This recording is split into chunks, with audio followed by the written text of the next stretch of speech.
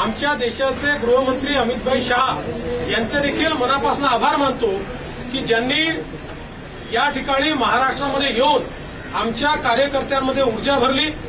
आमचे राष्ट्रीय अध्यक्ष नड्डाजी असतील, आमचे राजनाथ सिंगजी असतील, नितीन गडकरीजी असतील, सगळ्या राष्ट्रीय नेतृत्वाने आम्हाला या ठिकाणी अतिशय चांगल्या प्रकारे मार्गदर्शन केलं।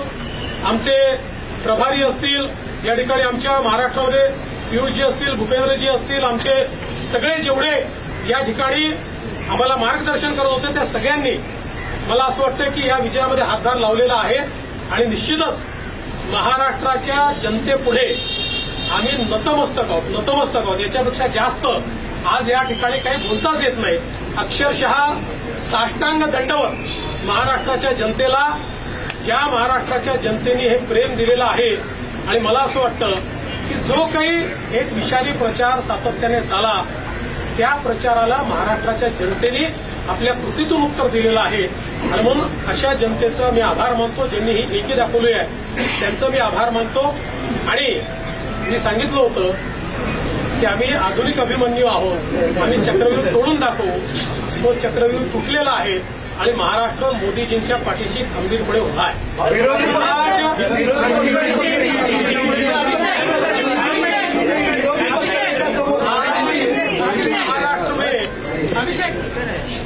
महाराष्ट्र की जनता ने जो अप्रत्याशित इस प्रकार की जीत हमको दी है, इससे ये बात पूरी तरीके से स्थापित होती है कि महाराष्ट्र ये प्रधानमंत्री मोदी जी के पीछे है। और मोदी जी ने जो नारा दिया था, एक है तो सेफ है, इस नारे को यथार्थ में लाते हुए महाराष्ट्र के सभी समाज के सभी लोगों ने एकता दिखाते हुए महाराष्ट्र में मतदान किया है और इसके कारण इतनी अच्छी जीत हमको मिली है। मैं विशेष रूप से हमारी लाडली बहनों का, लाडले भाइयों का, लाडले किसानों का, सभी का बहुत आभार व्यक्त करना चाहता हूं। लाडली बहनों ने तो बहुत आशीर्वाद हमको दिया है, जिसके कारण हम लोग निश्चित रूप से एक अच्छा विजय यहां पर संपन्न कर पाए। इसके साथ साथ लोकसभा में जिस फेक नैरेटिव को तैयार किया गया था और यहां पर जिन ताकतों ने अराजकता के माध्यम से फेक नैरेटिव को परकोलेट किया था, उनके खिलाफ लड़ने वाली सारी जो राष्ट्रीय ताकतें थी, जो राष्ट्रवादी विचारों की जितनी हमारी ताकतें थी, वो सारी ताकतों ने मैदान में उतरकर उस फेक नैरेटिव को समाप्त कर दिया। इसलिए उन सभी संगठनों का भी मैं आभार व्यक्त करता हूं जिन्होंने ये करके दिखाया। साथ साथ महाराष्ट्र में जो पोलराइजेशन का प्रयास किया गया था और किसी जाति विशेष, धर्म विशेष को, एक धर्म विशेष को पोलराइज करने का जो प्रयास किया गया था, मुझे लगता है वो प्रयास सफल नहीं हुआ, क्योंकि महाराष्ट्र में एक बहुत बड़ी परंपरा है, संतों की परंपरा है। इस परंपरा का निर्वाह करने वाले अलग अलग पंथों के जो हमारे सारे साधु संत हैं, उनका भी आशीर्वाद हमको मिला, जिन्होंने बिल्कुल गांव-गांव तक जाकर अलख जगाया और एक रहने का संदेश दिया, जिसके कारण मैं ऐसा मानता हूं कि एक बहुत अच्छा विजय हमको मिला है। विशेष रूप से हमारे मुख्यमंत्री एकनाथ शिंदे जी, उप मुख्यमंत्री अजितदादा पवार जी, रामदास अठवले जी और हमारे साथ की जितनी छोटी पार्टियां हैं, हम सब लोग एक साथ रहे, एक साथ मिलकर हमने ये काम किया। इसलिए मैं ऐसा मानता हूं कि इस एकता का ये विजय है। जो हमारी महायुति थी, अभेद्य इस प्रकार की महायुति थी, महायुति का ये विजय है, ऐसा मैं मानता हूं। और साथ साथ मैं हमारे प्रधानमंत्री जी का तो आभार व्यक्त करता हूं, उनके कारण ही हमको ये जीत मिली है। लेकिन हमारे देश के गृह मंत्री श्री अमित शाह जी, जिन्होंने महाराष्ट्र में आकर कार्यकर्ताओं में एक ऊर्जा का संचार किया, मैं उनका भी आभार व्यक्त करता हूं। हमारे राष्ट्रीय नेतृत्व, हमारे नड्डा जी है, हमारे राजनाथ जी है, हमारे नितिन गडकरी जी है, इनका भी आभार व्यक्त करता हूं। हमारे जो चुनाव के प्रभारी हैं, हमारे जो महाराष्ट्र से मंत्री हैं, इन सभी का मैं बहुत दिल से आभार व्यक्त करता हूं कि पूरी पार्टी ताकत से हमारे साथ खड़ी हुई।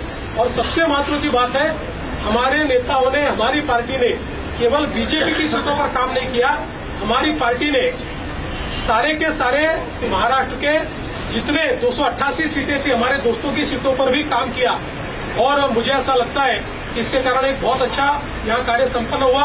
हमारे भूपेंद्र यादव जी, अश्विनी वैष्णव जी, हमारे शिवप्रकाश जी, इनका भी मैं आभार व्यक्त करता हूँ। हमारे यहाँ पर जो हमारे सारे अलग अलग प्रांतों से भी जिन लोगों ने हमको मदद की उनका भी मैं आभार व्यक्त करता हूँ। हमारे पीयूष जी का मैं आभार व्यक्त करता हूँ। हमारे शिवराज सिंह चौहान जी का भी मैं आभार व्यक्त करता हूँ। मुझे ऐसा लगता है कि एक प्रकार से सामूहिक रूप से हम लोग जब उतरे तो ये सामूहिक ताकत एक ऐसी ताकत बनी जिसने दिखा दिया कि महाराष्ट्र ये मोदी जी के ही साथ है।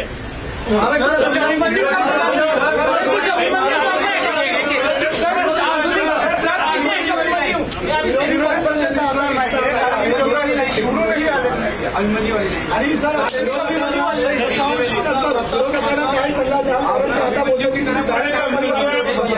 ऐसा है, मैंने पहले ही कहा था, मैं आधुनिक अभिमन्यु हूँ, चक्रव्यूह को खेलना जानता हूँ, इन्हें चक्रव्यूह को खेला है।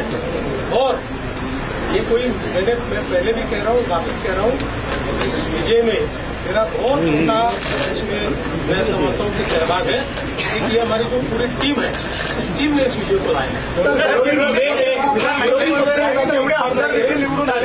मला असं वाटतं की कुठल्याही लोकशाहीमध्ये एक चांगला विरोधी पक्ष असणं हे गरजेचं आहे। त्यामुळे जे काही विरोधी पक्षाचे लोक निवडून आलेले आहेत त्यांचा आम्ही सन्मान करू। त्यांचा आवाज छोटा असो की मोठा असो, ते ज्या योग्य गोष्टी सांगतील त्या योग्य गोष्टींवर आम्ही त्यांना प्रतिसाद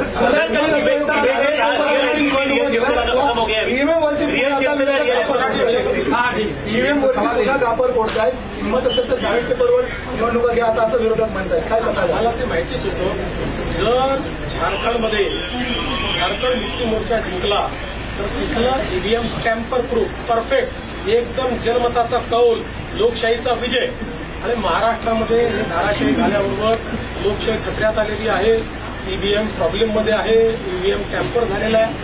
मला असं वाटतं की कुठेतरी अशा परिस्थितीमध्ये आत्मचिंतन केलं पाहिजे आणि खरी कारणं काय, मला काही त्यांना सल्ला द्यायचा नाही आहे, मी तेवढा बोलले नाही आहे, पण कधीतरी त्यांना खरी कारणं काय याचा विचार करावा। स्वप्न पडली असे राष्ट्रवादी आणि काँग्रेसमधल्या बड्या नेत्यांचं या विधानसभा निवडणुकीमध्ये पराभव झाला। असं लोकशाही खरीच खरी मला असं गंमत आहे की लोकशाहीमध्ये कोणाला जनता डोक्यावर घेईल आणि कोणाला जनता धाराशाही करेल हे सांगता येत नाही। या निवडणुकीने पुन्हा एकदा ते दाखवते। मोठ्या प्रमाणामध्ये यश मिळालेलं आहे। मागच्या वेळेस दातृत्व दाखवत भाजपाने एकनाथ शिंदेना सीएम पद दिलं। आता सगळ्या तुमच्या लोकांच्या त्याला अनेक राजकीय नेत्यांची बाईट्स येत आहेत किंवा प्रतिक्रिया येतात की भाजपाला आता यश मिळालं तर भाजपाने मुख्यमंत्रीपद घ्यायला हवं। या बाबतीत माननीय अमित भाई शहांनी प्रेस कॉन्फरन्समध्ये क्लिअरली सांगितलेलं आहे, मुख्यमंत्रीपद हे कुठल्या निकषावर नाही, मुख्यमंत्रीपद तीनही पक्षाचे नेते एकत्रित बसून ठरवतील। एकनाथराव शिंदेजी त्यांच्या पक्षाचे राष्ट्रीय अध्यक्ष आहेत, अजितदादा त्यांच्या पक्षाचे राष्ट्रीय अध्यक्ष आहेत आणि आमचे जे राष्ट्रीय अध्यक्ष आहेत त्यांना आमचं पार्लमेंटरी बोर्ड हे ऑथराईज करतं। ते बसून जो निर्णय घेतील तो निर्णय असेल, कुठलाही वाद नाही, कुठलाही विवाद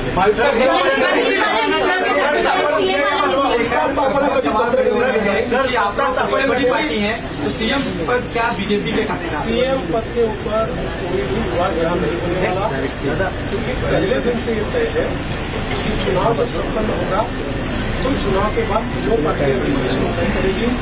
हमारे नेता आदरणीय होम मिनिस्टर साहब ने प्रेस कॉन्फ्रेंस में ये बहुत स्पष्ट शब्दों में बताया है कि चुनाव के बाद तीनों पार्टियां बैठेगी और इसका निर्णय करेगी।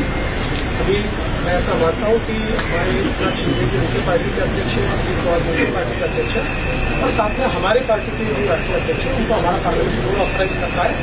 तो ये लोग बैठकर उचित निर्णय करेंगे, हमारे वरिष्ठ नेताओं से बातचीत करेंगे, हमारे पार्लियामेंट्री बोर्ड से बातचीत करेंगे, जो निर्णय होगा वो सबको मान्य होगा, इसमें कोई विवाद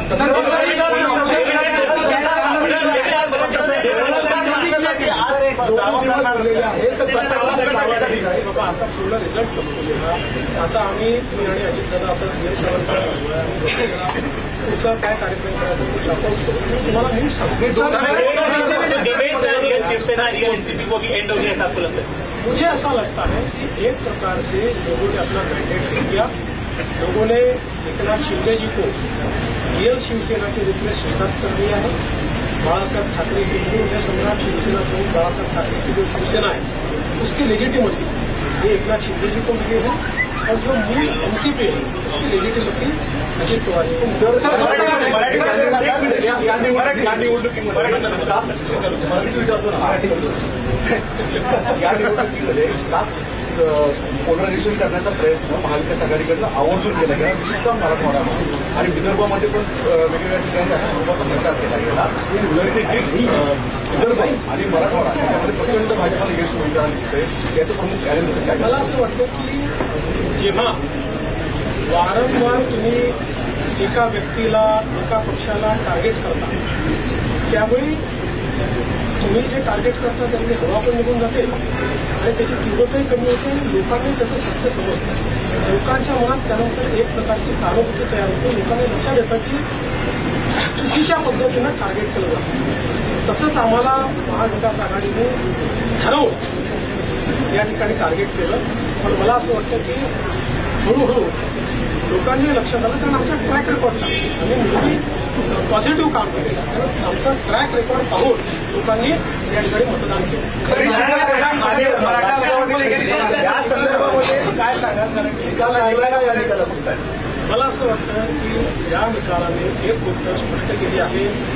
हिंदू हृदय सम्राट शिवसेना प्रमुख बाळासाहेब ठाकरे यांची शिवसेना ही एकनाथराव शिंदेची शिवसेना किंवा एकनाथराव शिंदेजी ज्या शिवसेनेचे प्रमुख आहेत तीच शिवसेना ही आता या ठिकाणी हिंदू हृदय सम्राट शिवसेना प्रमुख बाळासाहेब ठाकरे जी आहे त्याची लेजिटिमसी जी आहे ती आता एकनाथराव शिंदेजींकडे आलेली आहे आणि तशीच राष्ट्रवादी काँग्रेसची लेजिटिमसी जनतेनं अजितदादा पवारांना दिलेली आहे. काय नेमकं बोलणं झालं आईसोबत आणि अमित शहा?